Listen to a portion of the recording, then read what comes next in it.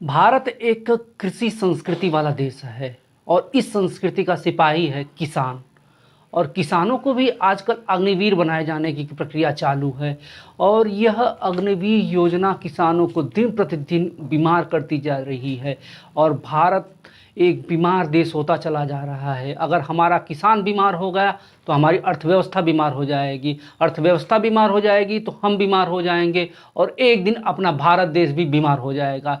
तो आइए जानते हैं कि इस बीमारी का कारण क्या है, किन किन राज्यों में कौन कौन सी बीमारियां हैं, इनकी स्वास्थ्य सुविधाओं के लिए क्या किया जा रहा है, भारत कितना ज़्यादा डिप्रेशन में है और अवसाद से घिरा हुआ है, यहाँ पे एंग्जाइटी कितनी हो गई है। इन्हीं सब बिंदुओं पे आज हम लोग चर्चा करेंगे मेरे विचार के यूट्यूब चैनल।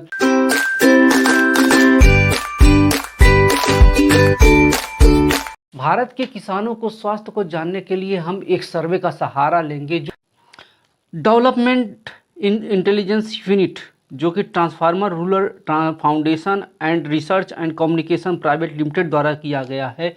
वह 6000 से अधिक लोगों पर यह सर्वे किया गया। यह एक टेलीफोनिक सर्वे है जिसमें उनको पूछा गया है स्वास्थ्य के बारे में, उनका स्वास्थ्य कैसा है, कितने स्वास्थ्य पर क्या व्यय किया हुआ है, यही सर्वे है। इस सर्वे को एक पीडीएफ के माध्यम से आपको डिस्क्रिप्शन लिंक पे भी मिल जाएगा, डिस्क्रिप्शन में उसका लिंक मिल जाएगा, आप लोग उसको ज़रूर पढ़िएगा। अब यहाँ पे आता है कि बात पहले शुरुआत की जाती है कि हमारे किसान कितने साक्षर हैं, कितने साक्षरता अभियान में उनका कितना योगदान रहा है। जिन लोगों पे सर्वे किया गया है, प्राथमिक स्तर से नीचे या कुछ स्कूली प्राप्त करने वाले 15% हैं, प्राथमिक शिक्षा को पूरी करने वाले जो लोग हैं वो 32% है, माध्यमिक शिक्षा से ऊपर उच्चतर शिक्षा के लिए 21% है और सबसे ज़्यादा जो जिन लोगों ने लिया हुआ है शिक्षा उनका है 32%। ये हुई साक्षरता जो किसानों में है। आइए अब जानते हैं कि किन किन राज्यों में इसका सर्वे किया गया है। उत्तर में पंजाब, हरियाणा, उत्तर प्रदेश और उत्तराखंड और मध्य में उत्तर प्रदेश, छत्तीसगढ़ और मध्य प्रदेश, पूर्व में बिहार, झारखंड, पश्चिम बंगाल, उड़ीसा और उत्तर पूर्व में असम, नागालैंड और त्रिपुरा, पश्चिम में राजस्थान, गुजरात, महाराष्ट्र और दक्षिण में आंध्र प्रदेश, कर्नाटक, तेलंगाना और तमिलनाडु में किया गया है। और आइए भारत के किसान के आज परिवार की संरचना को जानते हैं।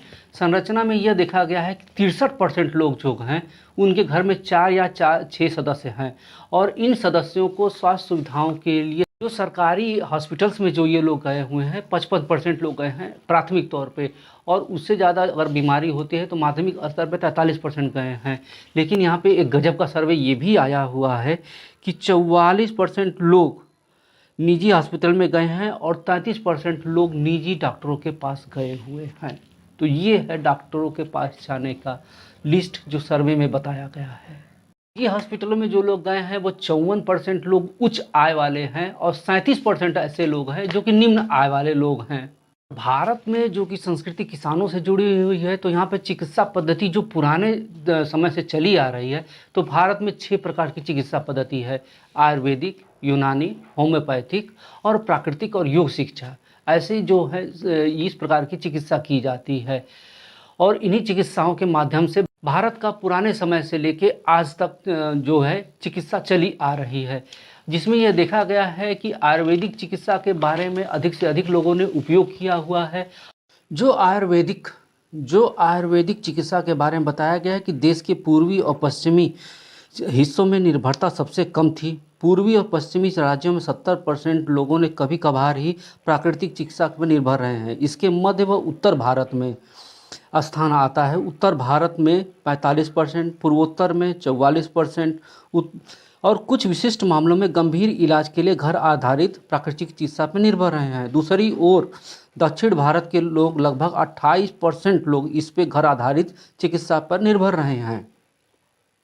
ये तो हुई चिकित्सा पद्धति, जो चिकित्सा पद्धति अपने भारत में प्राचीन काल से चली आ रही है। लेकिन इसमें गंभीर जो बीमारियां हो जाती हैं तो इसके बाद लोगों को दूसरे राज्यों में जाना पड़ता है। तो दूसरे राज्यों में क्या प्रतिशत है, और ये देखा गया है कि पूरे भारत में 58% लोगों ने जो कि दूसरे राज्यों में गए हैं और उन्होंने इलाज कराया हो। सबसे कम जो इलाज करवाने के लिए 90% लोग दूसरे राज्यों में नहीं गए हैं, वह हैं दक्षिण भारत के लोग। दक्षिण भारत में स्वास्थ्य सुविधाएं अच्छी हैं, यह इससे प्रतीत होता है। पूर्वोत्तर के राज्यों में यह देखा गया है कि वहाँ पर दूसरे राज्यों में पलायन ज़्यादा हो रहा है चिकित्सा को लेकर, क्योंकि वहाँ पे ये देखा जा रहा है कि चिकित्सा की सुविधाएं वहाँ पर अच्छी नहीं है, वहाँ पे अच्छे हॉस्पिटल्स नहीं हैं। क्योंकि पूर्वोत्तर के राज्य जैसे कि असम हुआ, मणिपुर हुआ, ऐसे जो राज्य हैं जो सेवन सिस्टर्स हैं, वो दूसरे राज्यों में आकर अपना मतलब वो लोग अपना स्वास्थ्य लाभ ले रहे हैं, अपना चिकित्सा करा रहे हैं। पूरे भारत में यह देखा गया है कि लोग अपने ज़िलों से निकल के 51% ऐसे परिवार हैं जिन्होंने कि 25,000 से कम पैसा खर्चा किया हुआ है, और लगभग 25% ऐसे लोग हैं जिन्होंने कि 25,000 से लेके 50,000 रुपये तक खर्च किए हुए हैं। जब सबसे अधिक जो अनुपात दक्षिणी क्षेत्र में देखा जा रहा है, जिसमें कि 25,000 से कम खर्च 57% लोगों ने किया हुआ है, और सबसे कम जो है पूर्वी क्षेत्र के लोगों ने 60% खर्च किया हुआ है। इसके विपरीत उत्तर क्षेत्र में उत्तरदाताओं का सबसे अधिक प्रतिशत जो रहा है 25,000 से 50,000 में खर्च करने पे 57% रहा है, और मध्य क्षेत्र में सभी श्रेणियों में खर्च के अनुपात समान विवरण जो हैं कि पश्चिमी क्षेत्र में 17% उत्तरदाताओं ने 1 लाख से अधिक खर्च किया हुआ है, जबकि उत्तर पूर्व में यह 10% है। अब इसमें यह देखा जाता है कि उच्च वर्ग, मध्यम वर्ग और निम्न वर्ग ने कितना कितना खर्च किया हुआ है। उच्च वर्ग जो है उसने जो 48% रुपये हैं, और यहाँ पे जो चिकित्सा में पैसे खर्च हुए हैं उसको श्रेणियों के माध्यम से उच्च वर्ग, मध्यम वर्ग और निम्न वर्ग के लोगों ने कितना कितना खर्च किया हुआ है। तो उच्च वर्ग के लोगों ने 48% जो है 25,000 से ज़्यादा खर्च किया हुआ है, और 10% के लगभग उन्होंने 1 लाख रुपए तक खर्च किए हुए हैं। मध्यम वर्ग के लोगों ने 25,000 से कम 49% लोगों ने खर्च किया हुआ है, और 1 लाख से अधिक उन्होंने 10% लोगों ने खर्च किया। और निम्न आय जो कि सबसे नीचे के लोग हैं उन्होंने 25,000 से कम खर्च जो किया हुआ है उसका परसेंटेज है 57%, और 1 लाख से ज़्यादा जो लोगों ने खर्च किया हुआ है वह है लगभग 6% के करीब में। तो यहाँ पे यह देखा जा रहा है कि किन वर्ग ने कितना कितना खर्च किया हुआ है, और अगर टोटल माना जाए कि उनकी टोटल आय का वो उन्होंने स्वास्थ्य पे कितना खर्चा किया है तो वह है 67%। 67% वो अपनी आय का खर्च चिकित्सा पे केवल किसान कर रहा है। और भारत के किसानों के लिए सबसे बड़ी जो समस्या है वह इस समय आ रही है अवसाद, और डिप्रेशन में कितने लोग हैं, और एंजाइटी से कितने लोग ज़्यादा पीड़ित हैं। इस प्रकार से यह देखा जा रहा है कि अवसाद से कितने ग्रस्त अपने भारत है। और महिलाओं में भी हिंसा देखी जा रही है, महिलाओं को भी घरेलू हिंसा का सामना करना पड़ता है। अब ये देखा जा रहा है कि 30% ऐसी महिलाएं हैं जिनको कि यह घरेलू हिंसा का सामना करना पड़ता है। नॉट इवन यहीं पे भी हिंसा का सामना करना पड़ता है, बल्कि वह जब हॉस्पिटल्स में जाती हैं, प्राथमिक स्वास्थ्य केंद्रों में जाती हैं, तो 18 से 20% उनको वहाँ पर भी हिंसा का सामना करना पड़ता है। तो यहाँ पे हम लोग देखते हैं कि कितना अपने किसानों का स्वास्थ्य कैसा चल रहा है, कौन कौन सी चिकित्सा पद्धतियों का उन्होंने पालन किया, कितने कितने % में लोग बीमार हैं, मानसिक रूप से लोग कितने बीमार हैं। तो इन सब समस्याओं को दूर करने के लिए सरकार तो अपना उपाय कर रही है, जिसमें उन्होंने आयुष्मान कार्ड और आभा कार्ड उन्होंने जारी करने स्टार्ट कर दिए, लेकिन इससे नहीं होने वाला है, क्योंकि जो डॉक्टरों का अनुपात देखा जा रहा है कि 1,000 व्यक्ति पर 1 डॉक्टर है। इस अनुपात को हमें बढ़ाना होगा, डॉक्टरों की संख्या बढ़ानी होगी, स्वास्थ्य केंद्रों की सुविधाएं बढ़ानी होगी, और लोगों को इसके बारे में जागरूक होना पड़ेगा कि उनके स्वास्थ्य की चिंता उन्हें खुद करनी पड़ेगी।